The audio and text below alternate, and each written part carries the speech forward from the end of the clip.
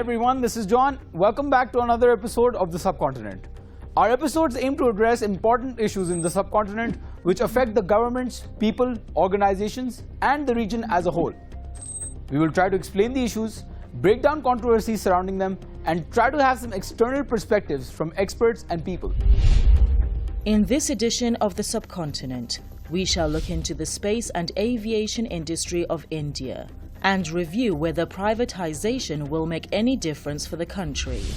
Also, we will review the sweatshops in Bangladesh and the overall situation of workers there. In July 2019, India sent its second lunar exploration mission, Chandrayaan-2, developed by the Indian Space Research Organization. This project, however, failed when the spacecraft was launched, but the communication was lost and the craft could not land on the moon. Modi government faced a loss of more than $135 million, and that's when Modi administration realized that it would be more efficient and effective to open the space industry to the private sector. The Indian government has opened the country's space and aviation industry, satellites, launch vehicles and other space-based services along with 8 other sectors to private companies. A move some see as tantamount to opening the gates of the Indian military to businesses and startups. The announced reforms would further increase foreign investment in India's military technology, already risen from 49% to 74%. The fourth tranche of India's economic stimulus package also includes commercial mining in the coal sector, privatization of several airports, and easing restrictions on the Indian airspace, as well as a significant overhaul in the agricultural market. Prime Minister Modi says the stimulus package is to help the economy, but some believe the timing of the announcement is a trick to conceal the country's downward trend, especially after over 2 months of lockdown. The economic situation of the country, which had already taken a downward slope even before the coronavirus restrictions, is predicted to hit a new low. The World Bank and some credit rating agencies have downgraded India's growth with the lowest figures in about 3 decades, and most probably the new space freedoms can't stop the downfall. Some critics believe that the privatization of the Indian space industry would mean more crony capitalism in India. The Modi administration is frequently accused of nepotism and corruption in terms of dealing with investors. There is also another issue. Finance Minister Nirmala Sitharaman said that the private investors will be able to use the facilities of India Space Agency. Seeing that these investors will also be from abroad, there are fears of influence and compromise on national interest and state security of India. The Indian Space Research Organization is currently cooperating with companies like Skyroot Aerospace, Godrej Space and L&T on rocket technology, but the new batch of liberal policy on geospatial data would encourage even more private investors into the field. To justify such inordinate liberties, the government would tap into the national pride of Indians, not much unlike how Donald Trump sold his own space ideas to the Americans through a populist discourse. The country is even set to broadcast new Netflix series, The Space Force, to acclimate the population for the upcoming transformations in the sky. India's ambitious program to send an astronaut into space in 2022, a feat only Russia, the US and China ever pulled off, is a facade for a multi-million-dollar business. India is already a formidable force in space technology, having end-to-end capabilities of making satellites, making rockets, launching them, with a program for launching astronauts into space coming up by 2022, having visited Mars, having visited Moon, and serving the 1.3 billion Indian population through space technology. Manned missions and space explorations to the Moon and Mars are India's tactics to position itself as a global space power to gather customers for launching private satellites into orbit. With over 260 launches for foreign companies, India is already a low-cost destination for global telecommunication and data satellites. Since only a tiny fraction of the country's GDP is allocated to the space program, India depends on funding from countries with commercial space programs to ensure the flow of money into this lucrative industry with myriads of high-paying jobs. Now, to have more insight, we are joined by Mr. Ashok Swain. He's a professor of peace and conflict research at Uppsala University. Mr. Swain, welcome back to the show. I'll jump straight into the question. So, what are the repercussions of India's decision to open rocket and satellite tech industry to private businesses and startups? India has been for a long an important player in the global market, in particular in the space industry and satellite industry. But that has been the state-owned companies, state-owned infrastructure, which has been there. But now by privatizing it, it means the present regime is allowing its own cronies to use the facilities which the Indian taxpayers have made. And I think it's also part of the process that these cronies, those who are his close business people, those who will be also engaged in the producing the drones or other kinds of military technology. I think this is a part of this process which is increasing the foreign direct investment also from 49% to 74%. So I think it's just to give away the whatever the infrastructure India has made to his business the regime's own business houses and their foreign companies. All right, do you see any alternate or underlying motive for PM Modi's economic stimulus package? Economic stimulus package was needed. I mean, like any other country, the country's leaders are making economic stimulus package, particularly after this, what is happening with the COVID. The kind of economic crisis India will face will be very severe, but we don't know yet how much it will be because it's India. It hasn't peaked yet. Even the first peak hasn't taken place. So still, but India has gone through already more than 2 months of lockdown. So economy is in stutter. So there is a need for this kind of economic package. But what has happened in this economic package is, in spite of this so-called 20 lakh crores of rupees, means little more than $300 billion of economic package, which Modi announced. Actually, practically, when the people look at it, it's actually around 10% actually coming, 30 to 40 billion dollars, and that 30-40 billion dollars is not much in an economy like India and people of 1.35 billion people. So I think it's really a very big announcement in pen and paper just for the media projection, but in reality, the amount of money is coming through this economic stimulus package of Modi is absolutely minimum, and these are not actually going to the poor people or the migrant workers, those who are really suffering a lot because of this kind of economic lockdown the COVID crisis has brought in. All right, Professor, before moving on to the next questions, I would like you to see how the global media has covered this situation, and then we can come back to the question and answer session.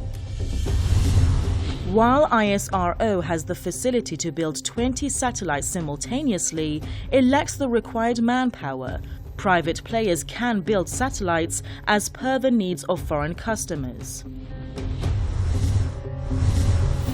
India must initiate diplomatic engagements with friendly countries in the Eastern and Western hemispheres that can host 2 deep space networks antennae for it, in addition to an existing 32-meter antenna located in Bayalalu near Bengaluru.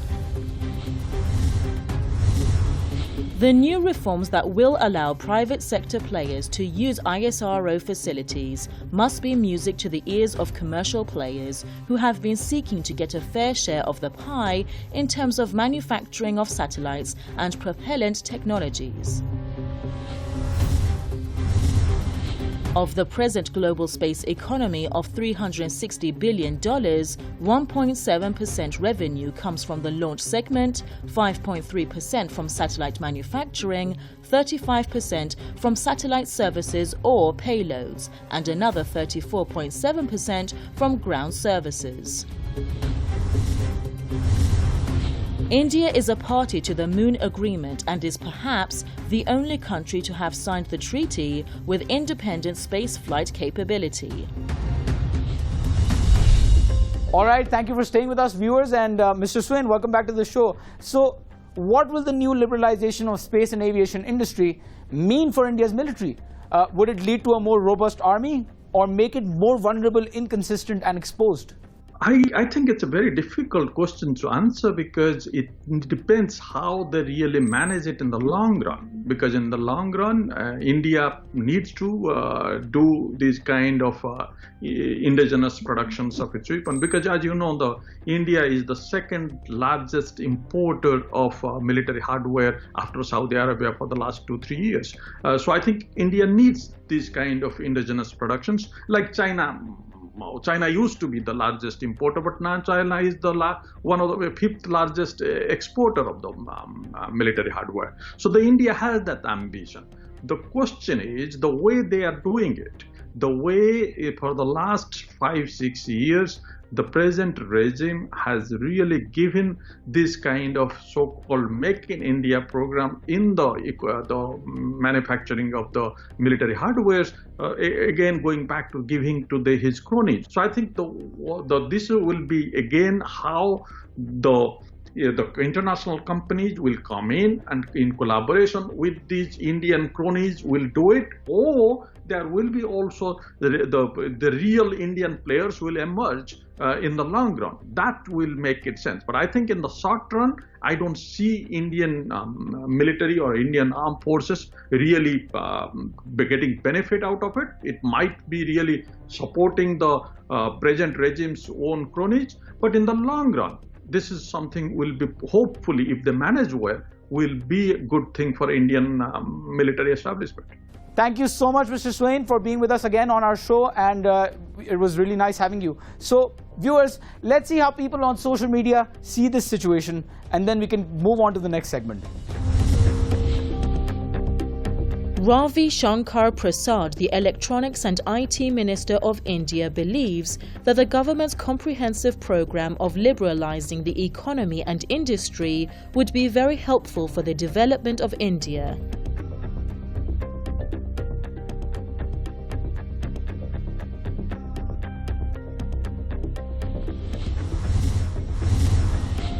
Zubin Maiden criticizes the Modi administration's announcement of space and aviation industry privatization, while there are so many poor people who are dying of starvation. Chaitanya Giri considers the space sector reforms, including the privatization program, as a big step forward in the same direction that US has taken.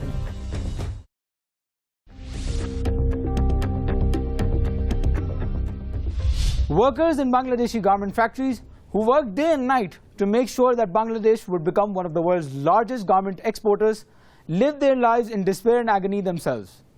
As the coronavirus hit Bangladesh's export-dependent economy hard, more than 1 million of its factory workers were laid off due to the shrinking demand.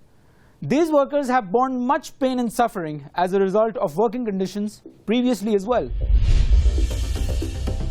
Many people from first world countries own at least a piece of clothing which is made in sweatshops in Bangladesh, where some 4 million workers in about 5,000 garment factories produce goods for export to the European and North American markets.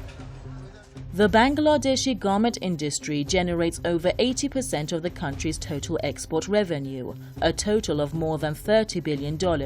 But the wealth generated by the industry has not improved the lives of garment workers, 85% of whom women who have been struggling to make ends meet on wages that begin at about $50 a month.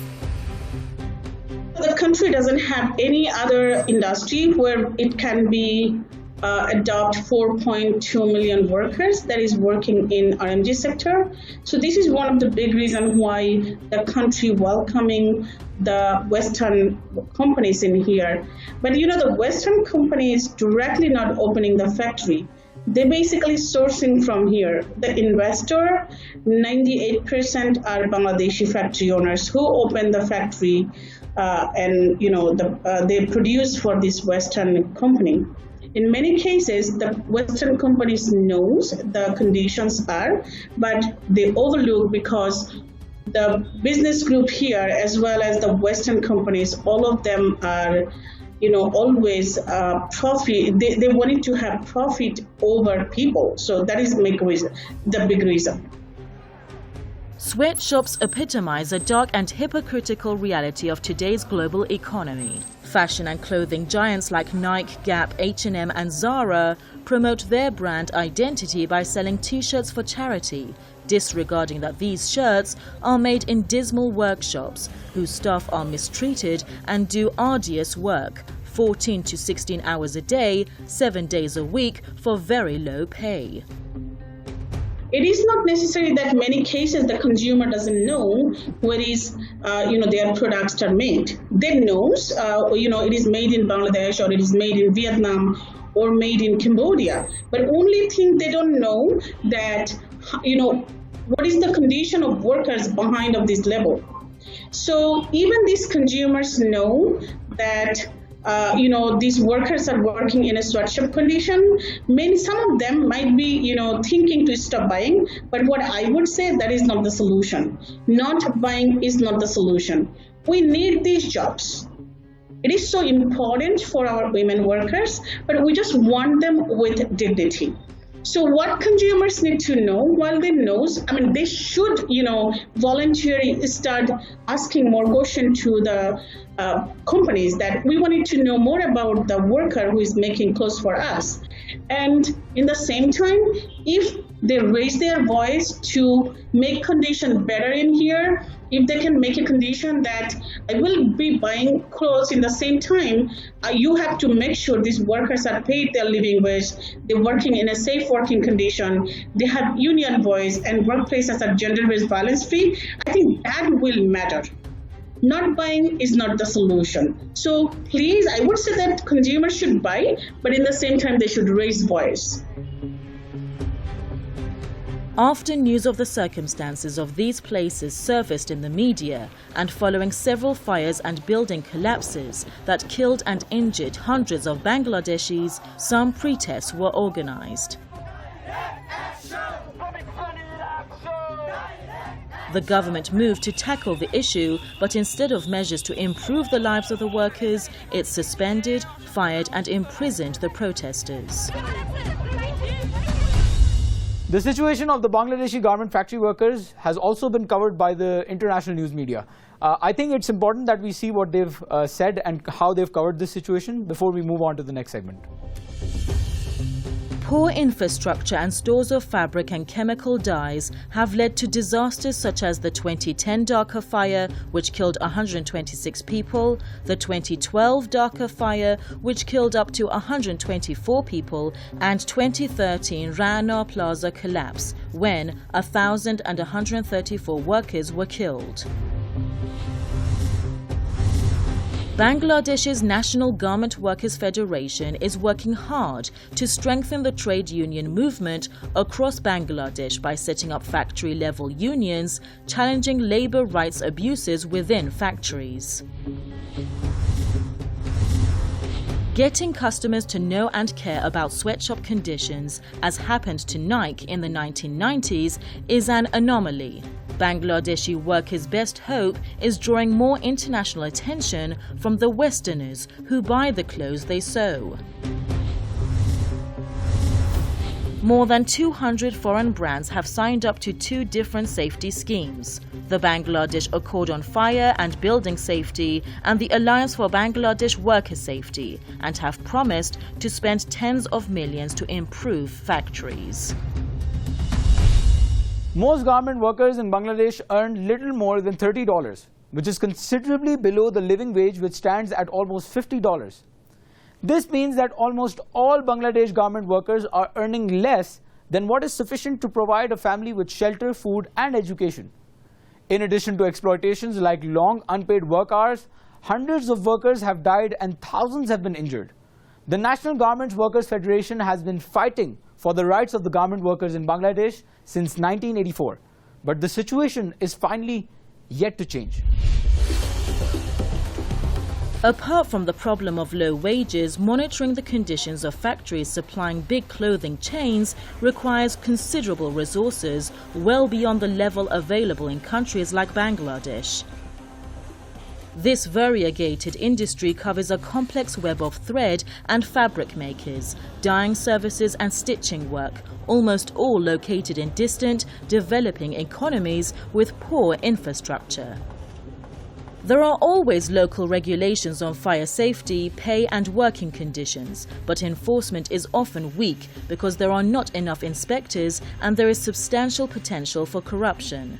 Even at cases where inspections take place, the factories are cleaned up beforehand and workers are coached on what to say. At the same time, workers can hardly raise awareness about the mistreatment, sexual harassment, and they suffer due to low levels of union recognition and fear of getting fired. If they question or complain, their supervisors yell at them, beat them, or don't pay them in full. If we talk about the solution, one of them, definitely the first thing comes the enforcement of our country level law.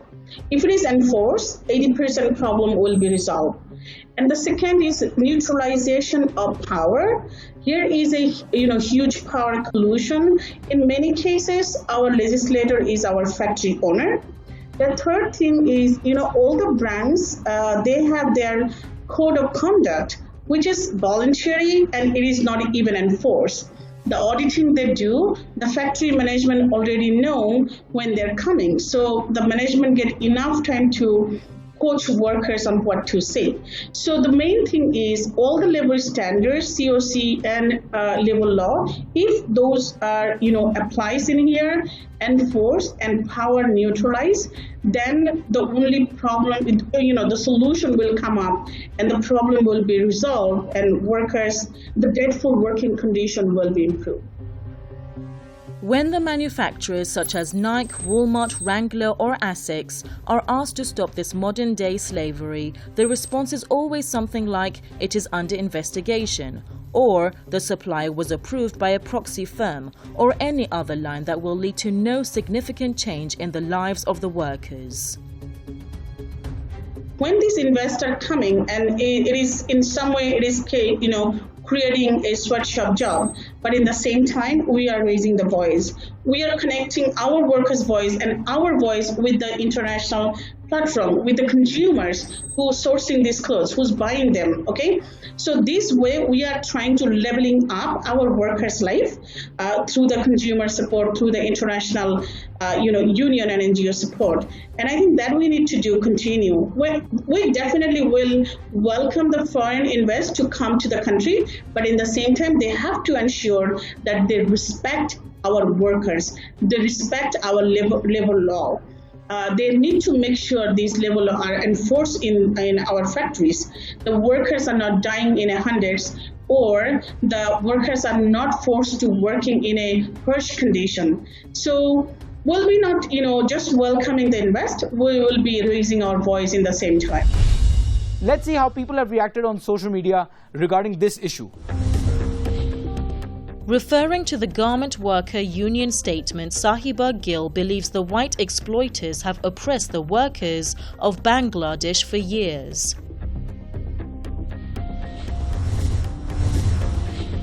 In response to the Kylie Jenner advertising, one of the users criticizes her for not paying attention to the poor Bangladeshi workers who play the most important role in the production process. In this tweet, Arafatul Islam shares a shocking image of a Bangladeshi worker working in a very difficult situation.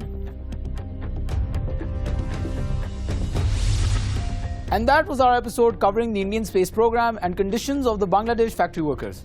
To watch bits of our episode and more updates, follow us on our social media platforms and make sure to give us feedback about what you think. We will meet the same time, same day next week. Thanks for watching.